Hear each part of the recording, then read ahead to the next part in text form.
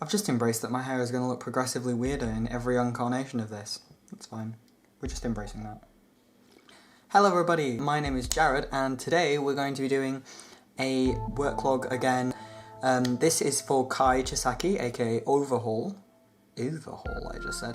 Overhaul from Boku no Hero Academia.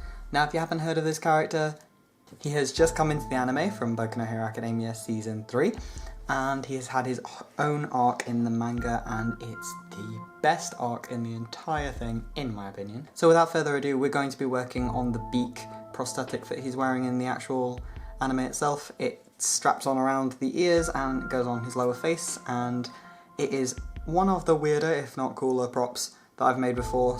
So, I'll stop dilly-dallying. Go to past me. Okay, in last week's video, we finished attaching the clock cog shapes to the mask. Now we're going to be working on finishing the detailing.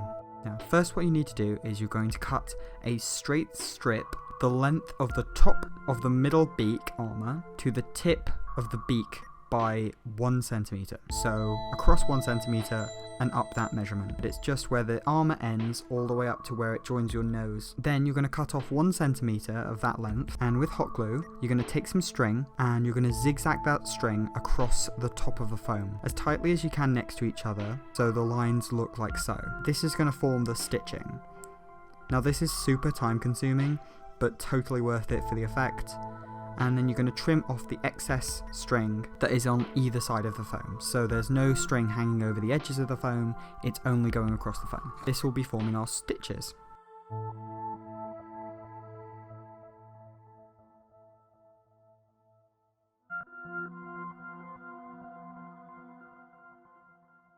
And you're going to hot glue that strip in place above the armour.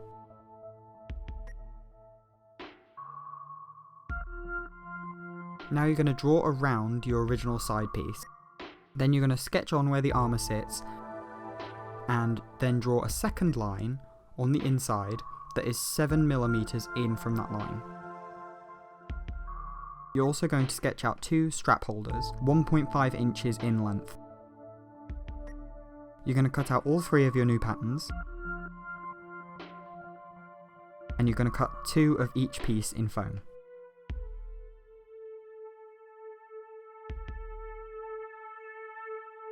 Then you're going to take the 2 side pieces that you've just created and you're going to repeat that string process on the little wavy pieces there.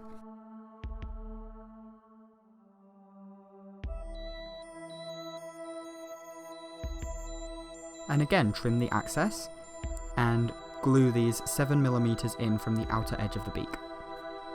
They should meet in the middle at the stitches that you've already added.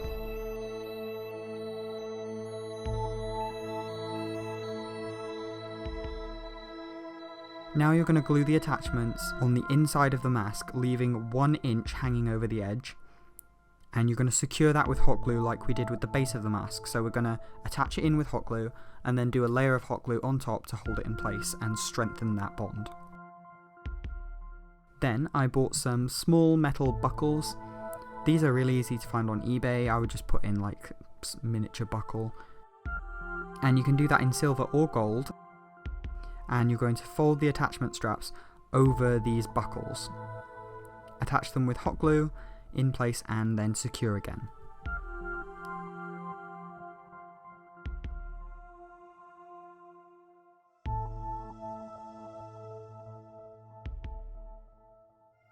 And that is your base mask done. It should look like this.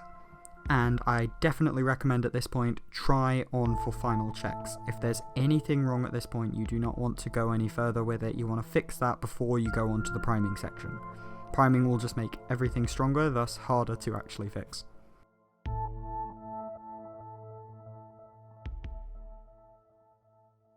Then you're going to paint it all over, inside and out, with Mod Podge glue. This will strengthen all of the seams.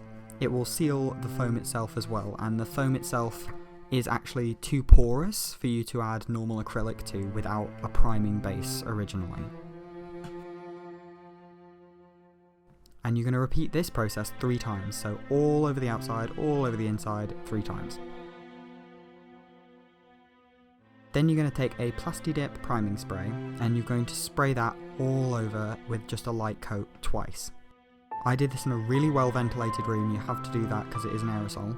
I chose the black Plastidip, and you will need to leave 24 hours between each layer. So spray one layer, leave it for 24 hours, spray another layer, and then after 24 hours again, spray the inside. Also make sure you cover the floor before you do any spraying, because obviously it will destroy any flooring you've got.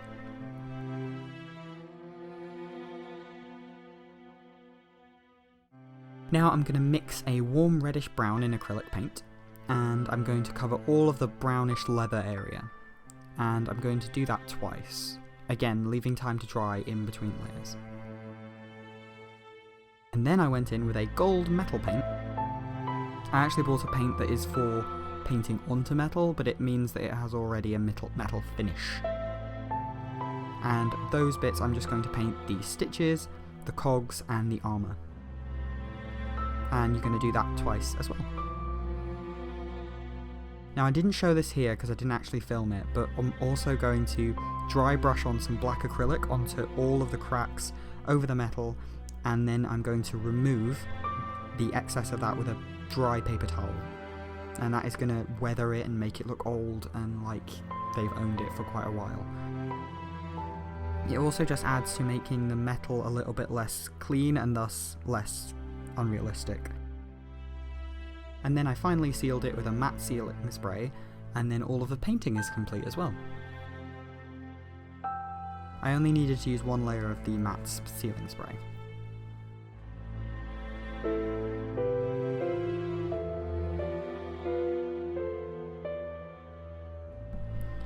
Finally we're going to add the strap.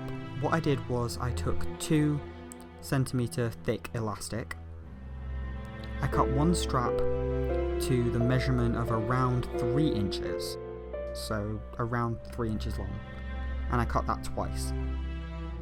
And then I cut another strip to measure from one side of the beak to the other. You only need one of those. Then I sewed the 3-inch pieces from the top buckle to the bottom buckle on each side, finally connecting those two right in the middle from one side to the other with the larger piece. So you're ending up with 2 little loops that are going to go around your ears, and then the back strap that will go around the back of your head. And that is the completed beak prop for Kaichisaki aka Overhaul. And I really do recommend not wearing this for like massively excessive amounts of time.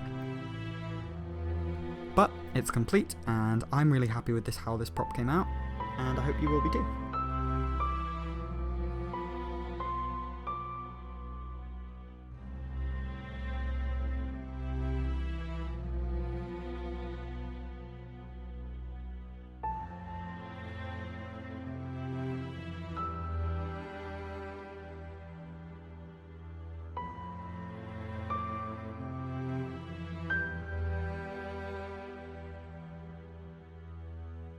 So that was part 2, aka the last part of my Kaichisaki work log. I hope it's given you some ideas as to how you would make this prop, or how you would draft a prop that's going to be similar. And if you did really enjoy this, I would love it if you would drop into the comments and tell us what you thought and give me feedback, because I am hoping to do more work logs in the future. Particularly, I do have a Hawks one planned, so that will involve making mechanical wings, which is going to be fun. And it will also be making pretty much every element of that costume, because a lot of it's more interesting than stuff like Kai's outfit. I will be working on a work log for Noise from Dramatical Murder, Benris from Dragon Age, there we go, remembered it, Dragon Age 2. And finally we are also going to be filming makeup tutorials for these looks. I do already have a Kaichisaki makeup tutorial. I will probably try and remember to link it in the description below. If not, just pop into my cosplay playlist and you'll be able to find it in there. But I am filming a redo of it because I have some changes that I've made to his makeup recently. And don't worry, I haven't missed a trick. We are going to be doing a dabby makeup tutorial too. I just need to figure out how to do a more effective way of doing his staples. So enough waffling from me. Thank you very, very much for watching, and as always, please remember to be creepy.